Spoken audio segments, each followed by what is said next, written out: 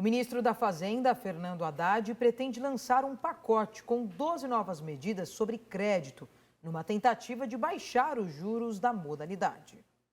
O ministro da Fazenda, Fernando Haddad, disse que o governo planeja apresentar 12 novas medidas para equilibrar a taxa de crédito no Brasil. Ele ressaltou que a medida na taxa de crédito consignado para aposentados do INSS foi o começo de uma série de políticas para reduzir as taxas de juros na ponta do consumidor. O ministério já tem um grupo de trabalho para reduzir o crédito rotativo.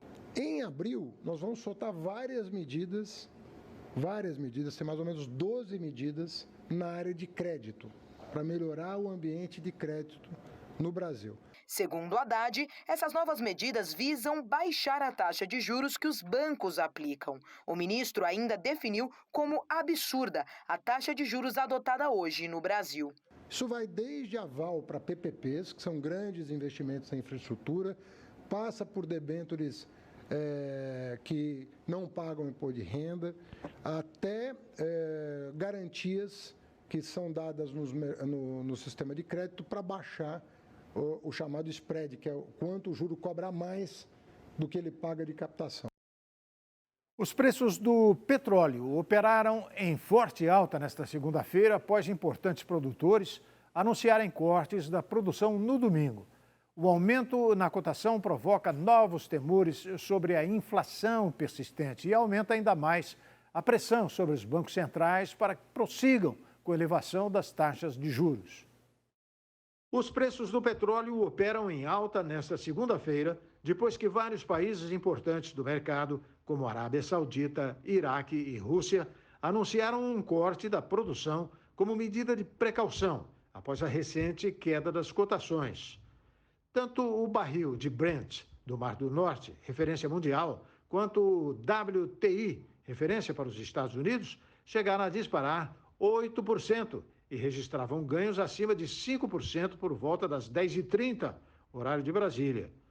O corte da produção anunciado no domingo por Iraque, Argélia, Arábia Saudita, Emirados Árabes Unidos, Omã, Cazaquistão e Kuwait entrará em vigor em maio e prosseguirá até o fim do ano. A medida implica uma redução do bombeamento de 1 milhão de barris diários. O porta-voz do governo russo, Dmitry Peskov, afirmou que o corte está de acordo com o interesse do mercado global de energia para que os preços permaneçam em bom nível. Moscou anunciou no domingo a prorrogação do corte na produção de petróleo em 500 mil barris diários até o fim do ano, uma medida que vários analistas interpretaram como uma forma de elevar os preços e lutar contra sanções internacionais. Os Estados Unidos defendem o aumento da produção de petróleo diante da alta da demanda em um momento em que a China reaquece a atividade econômica depois de suspender as restrições pela pandemia de Covid-19. O corte provoca novos temores sobre a inflação persistente e aumenta ainda mais a pressão sobre os bancos centrais para que prossigam com a elevação das taxas de juros. Os papéis da Petrobras tinham ganhos de cerca de 3% na manhã desta segunda-feira, enquanto o índice Ibovespa registrava queda. O operador nacional do Sistema Elétrico Brasileiro disse que o volume dos reservatórios deve atingir o maior nível desde 2011. O operador nacional do sistema elétrico estima que os reservatórios das usinas hidrelétricas nas regiões Sudeste e Centro-Oeste, considerados as caixas d'água do Sistema Interligado Nacional, devem atingir 85,7% de sua capacidade em 30 de abril, quando se encerra a temporada de chuvas. Se o índice se confirmar, será o maior volume para o período desde 2011. No final de abril de 2021, quando o Brasil registrou a maior crise hídrica dos últimos 91 anos, o volume útil dos reservatórios estava em menos da metade da previsão para este ano. Para evitar o desabastecimento, o governo ativou as usinas termoelétricas, que são mais caras e poluentes.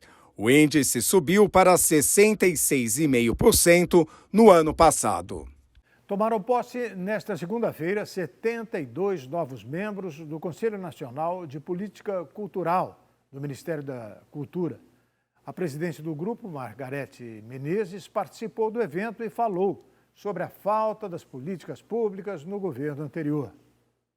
Nesta segunda-feira, 72 novos membros do Conselho Nacional de Política Cultural do Ministério da Cultura tomaram posse. O grupo, com mandato até 2025, tem a tarefa de ajudar a propor políticas públicas para o setor. 4 ministérios integram o Conselho. São eles Justiça e Segurança Pública, Educação, Ciência, Tecnologia e Inovação e Direitos Humanos e Cidadania. É importante dizer que dar posse a este Conselho eleito ao final do governo passado é uma afirmação do respeito, com todos os processos eleitorais que traduzem de forma inequívoca a responsabilidade e o compromisso com a democracia. A ministra da Cultura, Margarete Menezes, é a presidente do Conselho. Margarete continuou seu discurso falando sobre a resistência cultural diante da fase em que a democracia estava em risco. Foi sofrido, foi duro, mas resistimos. Se agregou em torno do Ocupa Minc, movimento organizado dos artistas, agentes culturais, técnicos de cultura, quando o nosso Ministério da Cultura foi fechado por 12 dias em maio de 2016.